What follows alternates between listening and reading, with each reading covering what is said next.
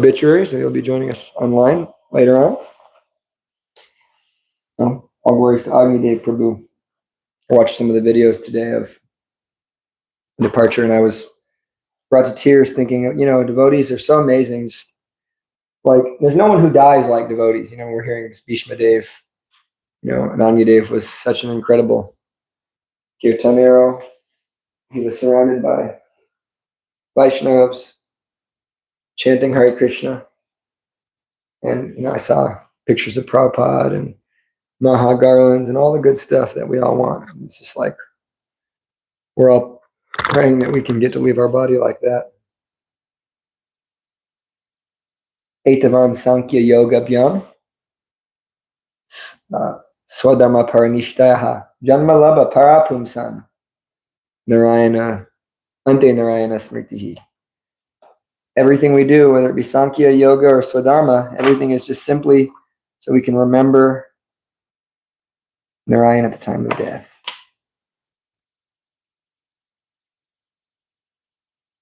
That's nice because, we have, I think sometimes there's a tendency to think that only like great Maha Bhagavat devotees, go back to Godhead. But we're seeing actually in our movement how Prabhupada's mercy is there for just, let's chant our rounds, let's do some service, let's live a normal life and try our best to, serve Krishna.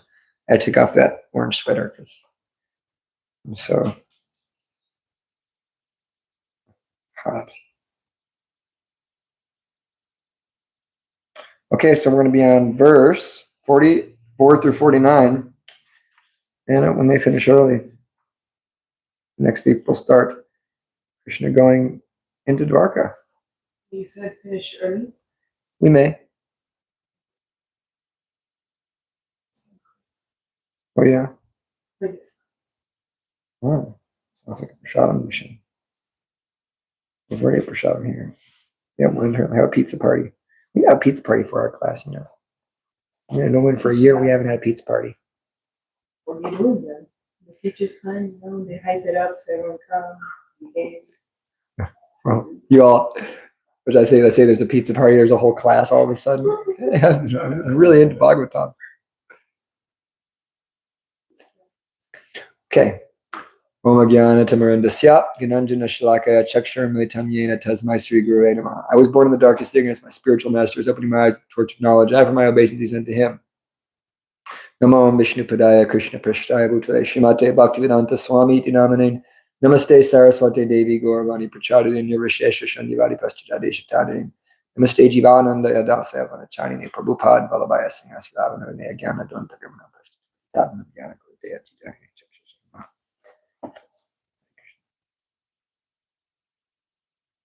You have to choose between a nice long kirtan or a nice long Mangal Charnam. It's hard to do both. You may see the video of Radhanath Swami there with Agni Dev on the phone, chanting Hare Krishna right as he was passing away.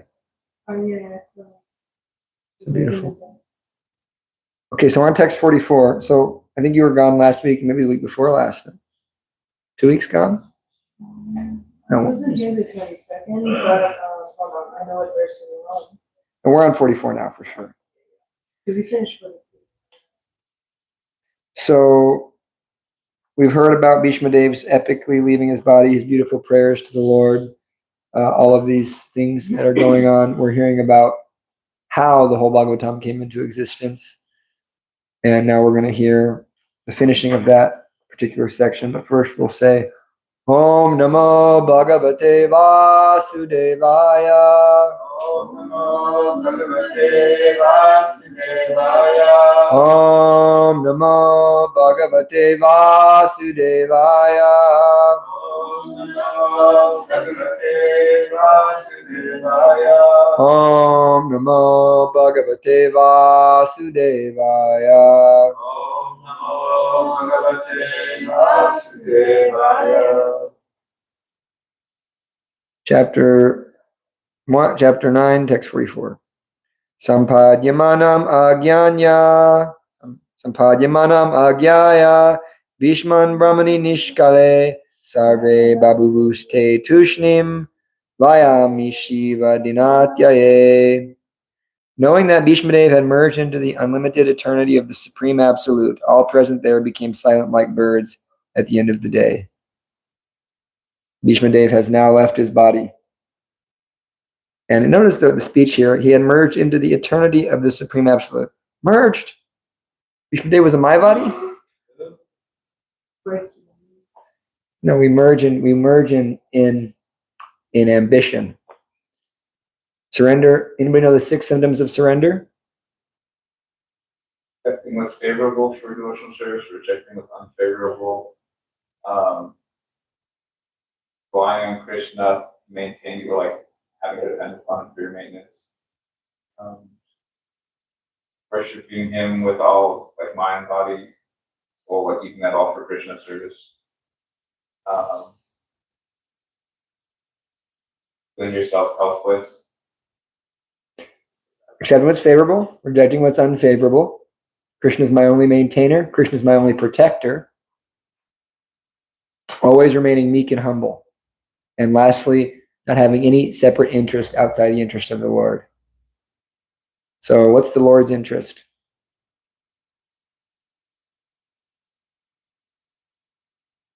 He's the deliver the pious and how to reestablish religion. Parchanaya sadhanam vinashaya jidiskutam dharma samstapanarthaya sambhavani yuge yuge. Yes. So of course the Lord's main interest is pleasing the devotees. But the Lord comes to this world with that mission. And so he is actually hiring us. He's commissioning us to take up that service of doing that through the Sankirtan movement in his mood. Today we had a beautiful day on Harinam, Mridanga Prabhu, myself, Nadi Bihari, and Kirtan Yagyadas. We were singing Agni Dev tunes. And we were so absorbed. And nice people came up. And books went out. It was sweet. So we're just doing what we can. But we make that the goal of our life. You know, we don't have to put ourselves in a position that's not favorable for us all the time. You know, we can be in any position, but let us simply make that position favorable toward this goal of serving Krishna by doing these activities. Sankirtan, we're a Sankirtan movement, just like my beloved god sister, Yuvati Gopasundari. She's fired up and she's always preaching and distributing books. She'll like be at a gas station and she'll get out and she'll distribute books. And when her daughter Tulsi was born, she had her daughter on her back and she was like out there distributing books. And her daughter, you might met Yuvati, I think. She was at the Rath Yatra we went to together a long time ago. But yeah, until she was just a little baby, she was out there distributing books. Until she became a devotee in the womb also, because Yuvati also became a devotee while Tulsi was in the womb. So. And Tulsi's also very fired up. Little Bhakti, am I wrong? She's better devotee than all of us. Yeah. We did like a charades game and like she was knowing all these pastimes that I've never even like heard about. I was like, man, she's like 5 or 6 years like 10. old. 10. Yeah. Sweetie, she's a sweetie. I remember.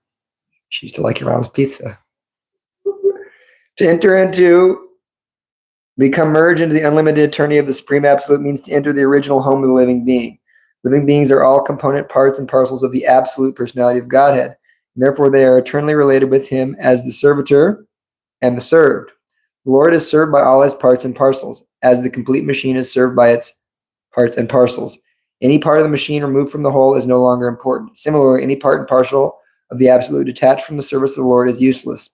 Living beings who are in the material world are all disintegrated parts and parcels of the supreme whole, and they are no longer as important as the original parts and parcels. There are, however, more integrated living beings who are eternally liberated. The material energy of the Lord, called Durga Shakti, or the superintendent of the prison house, takes charge of the disintegrated parts and parcels, and thus they undergo a conditioned life under the laws of material nature. So what we're hearing here is really, this is basic philosophy, but it's so powerful and it's so sensible. It is so sensible. We're part of the Supreme. We're acting like we're not, and therefore we're disconnected, therefore we're suffering. Om Purnam Adapurnam Idam Purnat Purnam Udachite Purnasya Purnam Adaya Purnameva Vishishyate. Krishna is perfectly complete, and even though so many perfectly complete units emanate from him, he remains the complete balance. However, all senses of incompleteness are because of incomplete knowledge of the complete whole. So we have to have knowledge of the complete whole. That's more than just in the mind. What is that knowledge of the complete whole? It's realizing I am actually part of Krishna, having an experience of that. We'll do that. The more we go into deep sadhana, the more we can have that experience. And the more we distract ourselves outside of, deep sadhana, deep relationships, then we're going to have ourselves losing that sense of love and completeness. The living being becomes conscious of this fact. He tries to go back home, back to Godhead. And thus the spiritual urge of the living entity begins. Spiritual urge is called Brahma Jigyasa, or an inquiry about Brahman. Principally, this Brahma Jigyasa is successful by knowledge, renunciation, and devotional service to the Lord. Knowledge, renunciation, and devotional service. Jnana or knowledge means knowledge of everything of Brahman, the Supreme. Renunciation means detachment of material affection. And devotional service is the revival by the practice of the original position of the living being. So, detachment from material affection. What is a material affection? It's just all these things, these sense gratifications, affection for them. But we should become attached from them. By becoming attached to Krishna, then we can use them in Krishna's service. This is the process. But it's a process, actually. It's a process that we go through. We're not going to be maybe necessarily very renounced from the first day, but in time, more and more. It may seem like we're going backwards sometimes. It may seem like we're going forward sometimes. When I was a new bhakta, I felt like I've done everything. I have no material desires anymore. Now I'm just realizing I have unlimited material desires. But still, at least we have the desire to serve Krishna. And then, at a certain point, you kind of go past the point where it's like, Krishna, I may not be qualified to do this or that, but at least I don't want to lose you. I don't want to lose what I have with you. So do with me what you will, but don't let me lose this. Just let me have this chanting. Even though I'm chanting offensively, I don't want to stop chanting. I was hearing one pastime today, the Gaudiya Math, and there's a guy actually who came here, Mukunda. He was a devotee who came into the Wednesday program here. I mean, you were there maybe for that. Very large devotee, very intelligent. He was like also a police officer, or investigator, and he was he was a disciple of Bhakti Swami, and then he was also following Narayan Maharaj. He was telling one story about how one girl, she went to her Guru Maharaj and she said, I've been chanting so many years, I have no taste for chanting. And I'm really not getting any realization, Guru Maharaj. And he said, okay. He said, I'll give you a boon. Don't chant anymore. No need to chant anymore. She says, no, I need to chant, Guru Maharaj. He says, no, don't chant. No, I need to chant. She started arguing with her spiritual master. I don't want to stop chanting. You see, you've become attached to chanting. You're making some advancements. So that was beautiful. That was really quite sweet. Just like Jadvaita Swami is so stern, but he was telling one story of the passing of Kadamakana Maharaj. And in that story, he explained how, Maharaj he had cancer all over. And, he would sit and chant. He would chant in his mind. And Maharaj was feeling so horrible for him because he was so sick. And Maharaj said, Maharaj, you don't have to chant. You don't have, one round can be 16 rounds. Why should, you don't have to chant at this point. Listen to the kirtan. And Kadamakani said, don't give me that order. I have to chant. So that's it. We want to become attached to chanting.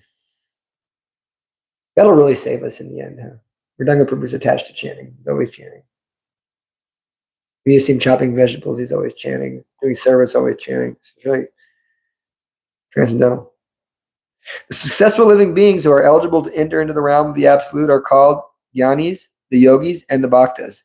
The Jnanis and Yogis enter the impersonal rays of the Supreme, but the Bhaktas enter into the spiritual planets known as the Vaikunthas. In these spiritual planets, the Supreme Lord as Narayana predominates, and the healthy, unconditioned living beings live there by rendering service to the Lord in the capacity of servant, friend, parents, and fiancé. There, the unconditioned living beings enjoy life in full freedom with the Lord, whereas the impersonalists, Jnanis, and Yogis enter the impersonal glowing effulgence of the Vaikuntha planets. The Vaikuntha planets are self-illuminated like the sun, and the rays of the Vaikuntha planets are called Brahmajyoti. Brahmajyoti is spread unlimitedly, and the material world is but a covered portion of an insignificant part of the same Brahmajyoti. This covering is temporary and therefore is a sort of illusion. So we know that Bhishma Dev entered into the perfectional stage. Because Bhishma Dev actually entered the spiritual realm in one of the Vaikuntha planets, where the Lord is in his eternal form of Parthasarthi. But common people thought that he had entered Brahman. So he went to the Parthasarthi Loka, which is Delhi. Delhi. No, it's the transcendental Delhi. That's the deities of Delhi, Parthasarthi. They're really tiny. And then they have a giant Sitaram Lakshman deities. Really, they're tiny. They're like Radhagiri size. Also, Cook and Phoenix. Oh, Parthasarthi, yeah.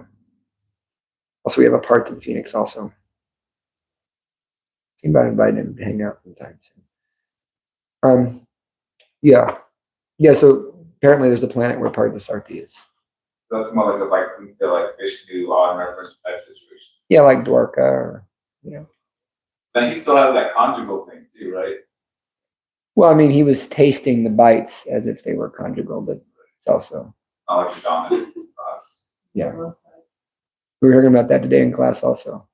Prabhupada, that was good. That was a good one. Very short. Prabhupada said, sometimes, he said, sometimes when making love, there is biting. No? Correct?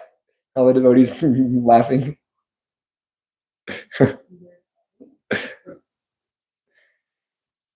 Tratra dumbayo nedur devamanavavaditaha shashamshu sadavo ragyam kat petu pushpa ritayaha. Just want to chime in that was a beautiful Bhagavatam class today. That was like so inspiring. It was a beautiful one. That was ecstasy. Thereafter, both men and demigods sounded drums in honor, and the honest royal order commenced demonstrations of honor and respect, and from the sky fell showers of flowers. Here we're hearing Bhishma Dev's glorious departure. People are celebrating, like when people die, right? Devotees, people cry when people die. I remember, I had seen my grandfather die and my grandmother, both, my great-grandmother. And I remember that's the moment, the moment you see the soul leave, it's like, people run out, people are crying, and people are saying, no. And it's not a very pleasant sight. And when my father died, same. I wasn't there, though. I just left. But on the other side of things, when devotees die, what do? We go, Haribo! Jai Maharaj. We say Jai. And of course, we're feeling sadness. But actually, there's a sense of Jai because we see that actually this person is going to return back to Godhead. We're excited for them. We're happy for them that they're going to be seeing Krishna. And especially if they're, we know they're, it's happening right. If we're around to chant while they leave, pictures of Prabhupada are there, Prasadam is there. That's it. That's what we want. That's being loved from the moment you come to Krishna to the moment you leave Krishna or you leave this world. You're never leaving Krishna. But isn't that beautiful that actually, especially if you're born in this movement, right, you may start to realize that you're loved from every moment. Krishna is just showering love upon us. But then we know what it's like to, if we're not with Krishna, we know what that's like, how cold and dark it is out there in the material world. Get in those spots. And we see that actually how people die, and people we see die on the streets.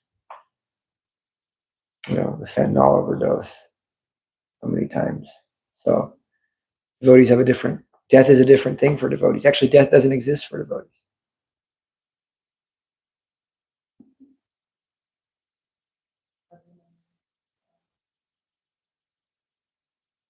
Tasya niranadini sampare tasya bhargava yudhishthira karayitva muhutam dukito bhavat.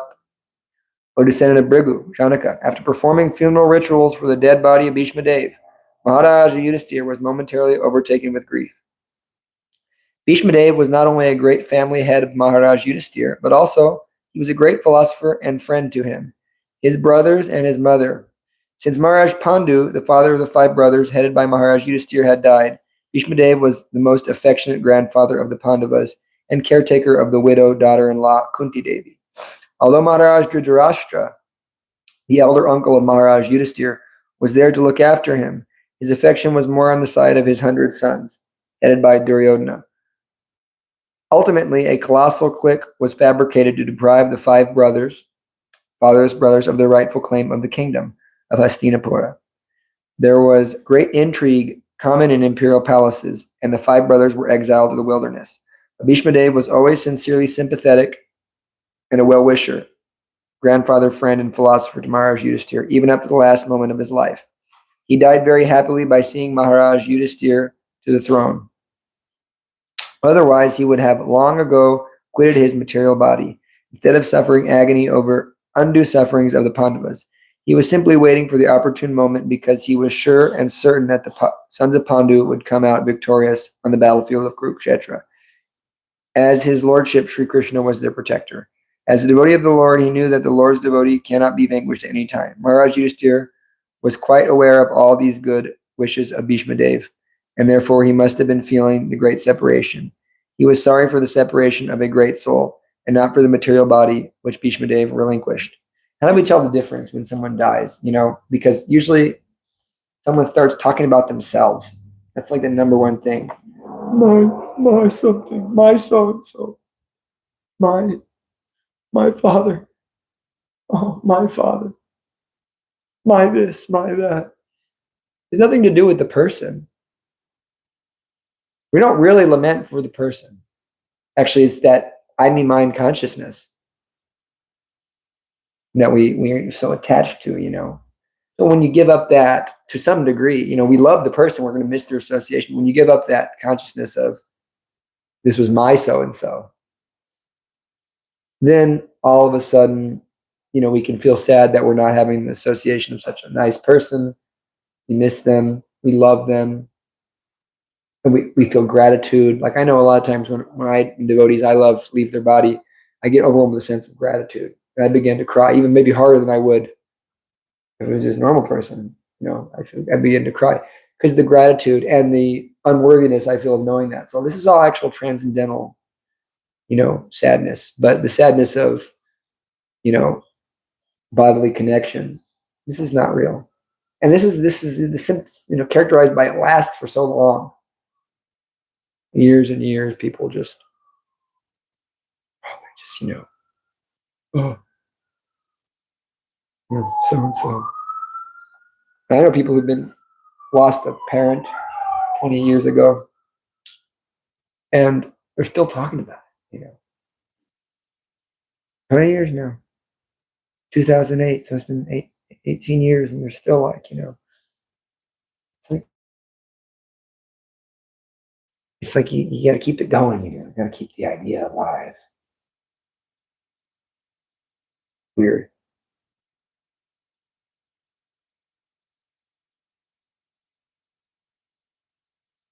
Okay. 647.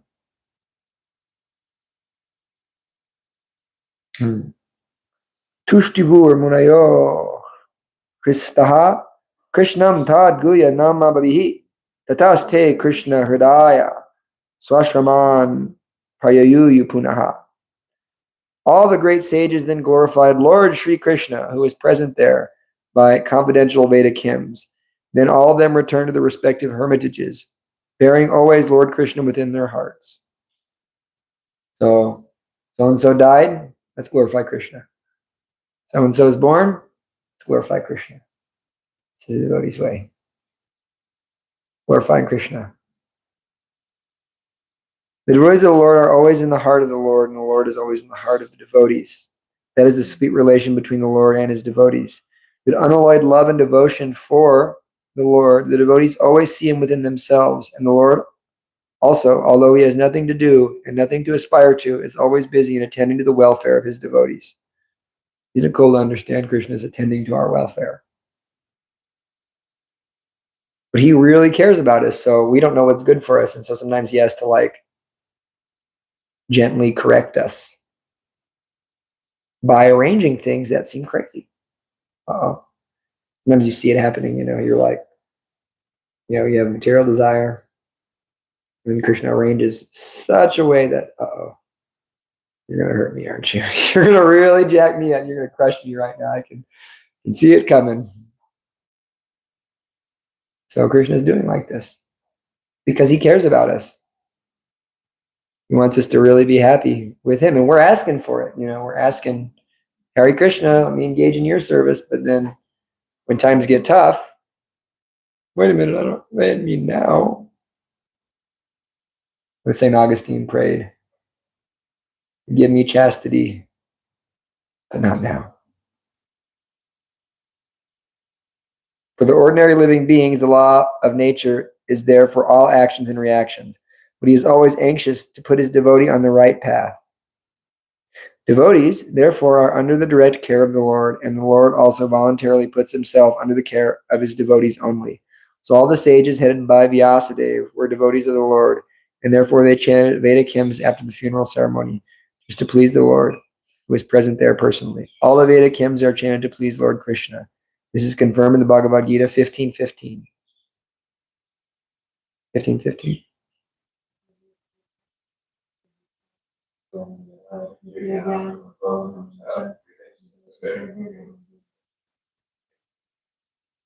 Vedanta Krid Veda Vedacham.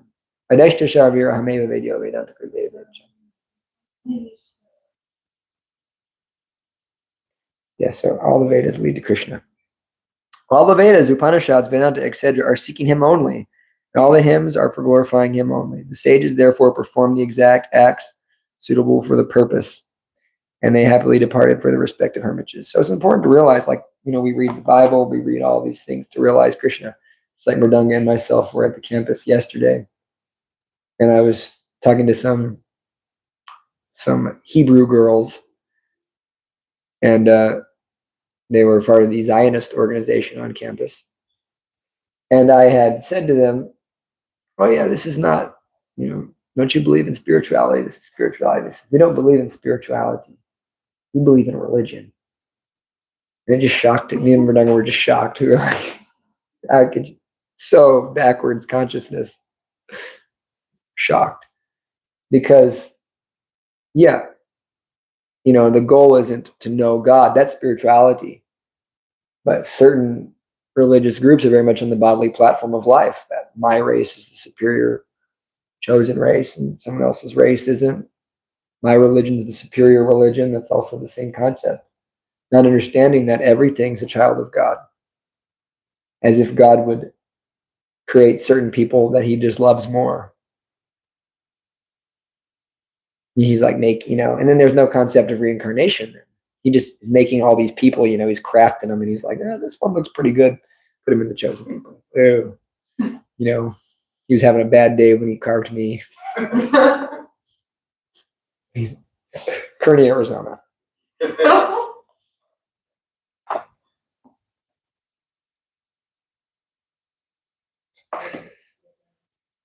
What's that?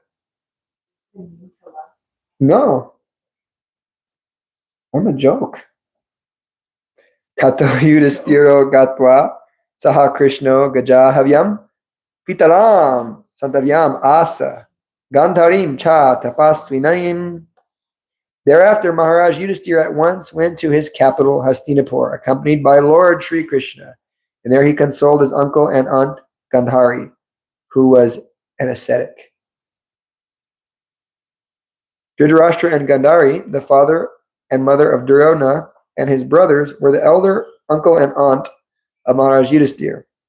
After the battle of Kurukshetra, the celebrated couple, having lost all their sons and grandsons, were under the care of Maharaj Yudhishthira. They were passing their days in great agony over such a heavy loss of life and were practically living the life of ascetics. The death news of Bhishmadev, uncle of Dhritarashtra, was another great shock for the king and queen, and therefore they required solace from Maharaj Yudhishthira. Maharaj Yudhishthira was conscious of his duty, and he at once hurried to the spot with Lord Krishna, and satisfied the bereaved Dhritarashtra with kind words from both himself and the Lord also. Gandhari was a powerful ascetic, although she was living the life of a faithful wife and kind mother. It is said that Gandhari also voluntarily blindfolded her eyes because of the blindness of her husband. Wife's duty is to follow the husband cent per cent, and Gandhari was so true to her husband that she followed him even in his perpetual blindness. Therefore, in her actions, she was a great ascetic. Besides that, she took the shock she suffered because of the wholesale killing of her 100 sons and her grandsons also was certainly too much for a woman. But she suffered all this just like an ascetic. Gandhari, although a woman, is no less than Bhishma Dev in character. They are both remarkable personalities in the Mahabharata. Amazing, huh? Gandhari is amazing. Of course, she blessed Duryodhana. We know the story. But Krishna was like, put on some pants, you rascal. So that's why Bhima was able to crush his thighs. The whole beautiful Krishna's arrangement. He's always there. And we can think like, actually, if we also surrender, Krishna's also doing those things for us too. And when we look back, we see that Krishna was making arrangements for our benefit. And it's all adding up to this beautiful, kind of glorious destination. We should always feel ourselves protected. That's part of surrender. I'm protected by Krishna. That means we become fearless and we can become bold in our activities. We become bold, powerful.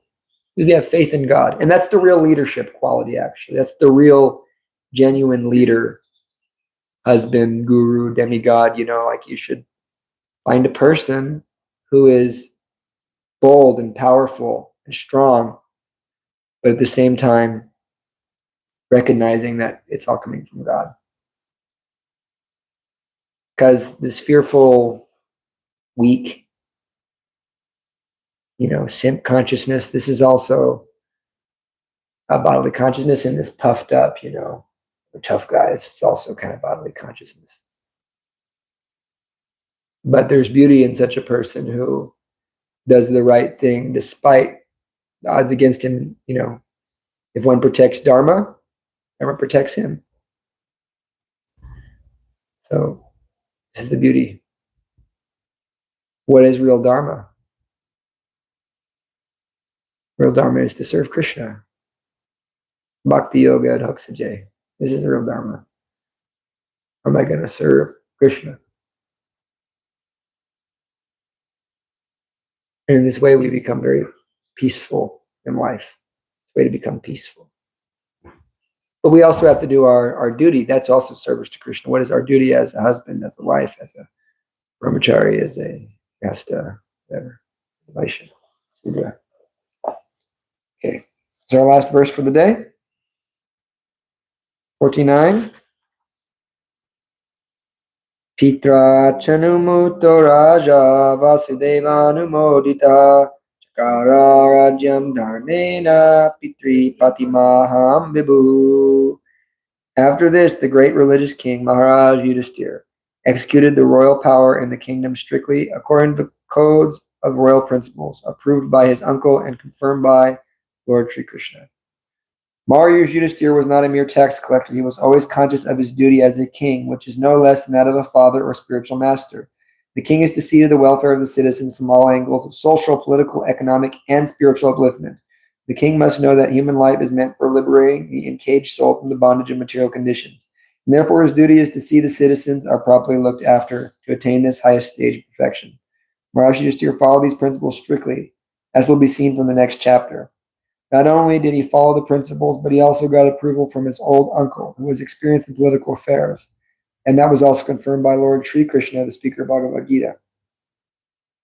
Maharaj Yudhisthira is the ideal monarch, and monarchy under a trained king like Maharaj Yudhisthira is by far the most superior form of government, superior to modern republics or governments of the people, by the people. People are retarded, that's the problem. The mass of people, especially in the age of Kali, are all born Sudras. Basically low-born, ill-trained, unfortunate, and badly associated. They themselves do not know the highest perfectional aim of life. Therefore, votes cast by them actually have no value. And thus persons elected by such irresponsible votes cannot be responsible representatives like Maharaj Yudhisthira. So yeah, if a good person comes, they're never going to get elected. Because that means limiting sense gratification. Look at the amount of people that are advocating for abortion. Why? Because I want to enjoy without consequence. That's all it is to it. That's all there is to it. It's just evil, actually. Like, and it's just so sick. And actually, the people have convinced other people who are somewhat innocent that it's okay to murder someone, to murder them, so that I can enjoy, sex life, have an orgasm. It's just whack. Really, it's whack.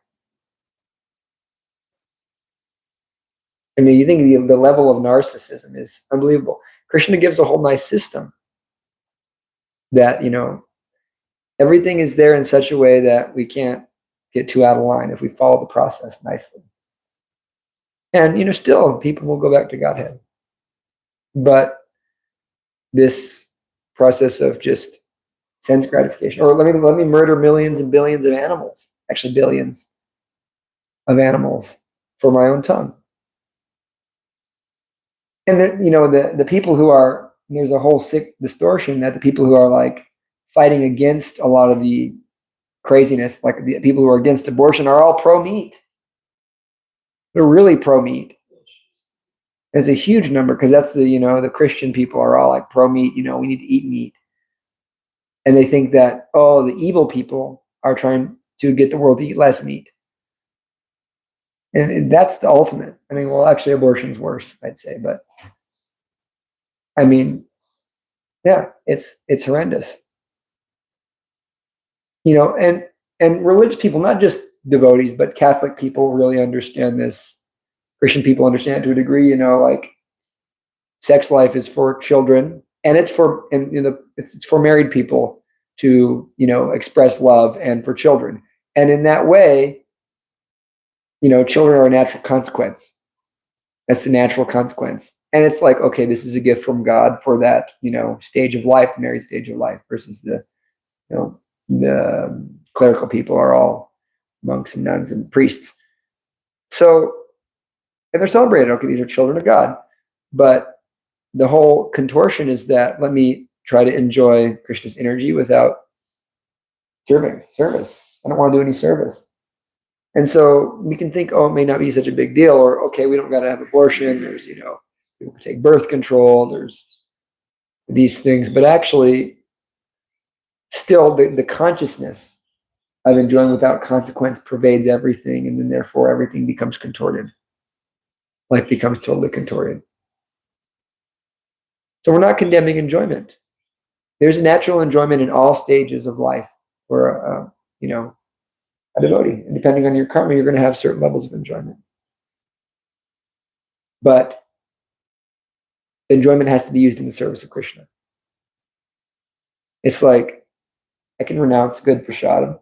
I can eat only raw potatoes and raw carrots. But I don't have to do that. I wouldn't want to feed Krishna that. Krishna may accept it. Krishna also, he also has taste. Rupa Goswami or Sanatana Goswami was there just frying dough balls, and then Krishna was like, "Can I at least have some salt?" He was like, "Get it yourself." And then like a salt ship just crashed into the bank right there. So, yeah. Anyhow, okay, I think we'll end here today, end a little early. Let me tell you some prasad. Do you have some prasad? Impossible.